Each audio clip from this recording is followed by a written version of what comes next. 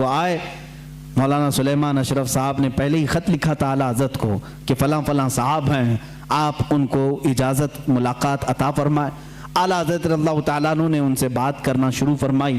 انہوں نے کہا کہ میرے پاس ایک سخت مسئلہ پیش آیا ہے حساب کا، میتھس کا، میں وہ آپ سے ڈسکس کرنا چاہتا ہوں۔ اعلیٰ حضرت نے فرمایا کہیے کیا بات ہے؟ انہوں نے کہا میں چاہتا ہوں کہ آپ آرام سے جب آپ کے پاس وقت ہو تب ڈسکس کریں، یہ عصر مغرب کے بیچ کا چھوٹا سا وقت میرے بڑے مسئلے کے لیے ناکافی ہے۔ اعلیٰ حضرت نے فرمایا کہہ تو دیں کچھ بات اس کی، کیا ہے مسائل؟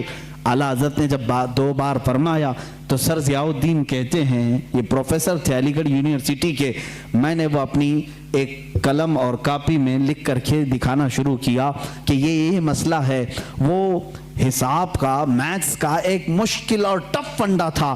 اعلیٰ حضرت رضی اللہ تعالیٰ عنہ مسکرائے اور 4 جملوں میں جواب عنایت فرمایا اور لکھ کر کے فرمایا سر ضیاء الدین کہتے ہیں میں وہ دیکھتا رہ گیا یہاں تک کہ مغرب کی اذان ہو گئی، اعلیٰ حضرت نماز کے لیے چلے بھی گئے اور میں اسی میں الجھ کر کے رہ گیا۔ مجھے جو برسوں سے معاملہ سمجھ میں نہیں آیا وہ ایک مولانا کے پاس 10 منٹ میں کیسے سمجھ میں آیا؟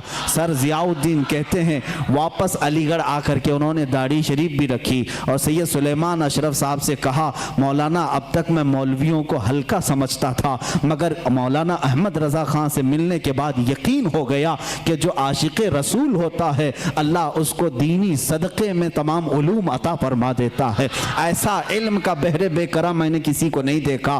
یہ ایک نہیں 2 واقعات علی گڑھ کے یونیورسٹی کے ملتے ہیں، اور ایک پروفیسر صاحب نے بھی اعلیٰ حضرت رضی اللہ تعالیٰ عنہ سے اسی طرح کی ڈسکس کی تھی، گفتگو کی تھی۔ اعلیٰ حضرت رضی اللہ تعالیٰ عنہ میتھس میں اتنے ماہر تھے، حیرت کی بات ہے جو مسئلہ وہ حل کر رہے تھے، جو مسئلہ وہ حل فرما رہے تھے اس کو سکور یا ارسطوطلیس یا لوگارزم، یہ اس طرح کے جو معاملات ہوتے ہیں ان تمام چیزوں سے ملی ہوئی کچھ باتوں کو وہ ڈسکس کر رہے تھے۔ آخر میں انہوں نے سر ضیاء الدین نے پوچھا مولانا احمد رضا خان صاحب آپ نے حساب کہاں سے پڑھا؟ اتنا سارا میتھس کون سی کالج یونیورسٹی سے پڑھا؟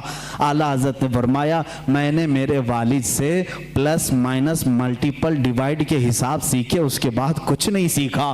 جو کچھ بھی آتا ہے یہ رسول اللہ کی برکت ہے، یہ عطائی علم ہے، اسی کو کہتے ہیں علم لدنی، اس کو کہتے ہیں علم لدنی جو اللہ تعالیٰ اپنے فضل سے بندوں کو عطا کرتا ہے۔ عزیزان گرامی، لوگ یہ سمجھتے ہوں گے کہ اعلیٰ حضرت کا تذکرہ یہ اتنا کیوں کرتے ہیں؟